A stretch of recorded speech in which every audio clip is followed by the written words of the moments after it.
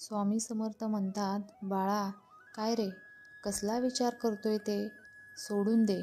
अजून काही दिवस सहन कर. फक्त हार मानू नकोस. वेळ वाईट आहे.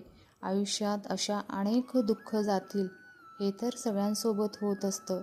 थोडा संयम बाळग. कारण काही वेळा चांगल्या गोष्टी मिळवण्यासाठी वाईट परिस्थितीतून जावे लागते. तू टेन्शन घेऊन अतिविचार करत बसू नकोस. वाईट परिस्थितीला तोंड देऊन पुढे जा. न डगमगता आम्ही सदैव तुझ्या पाठीशी राहू.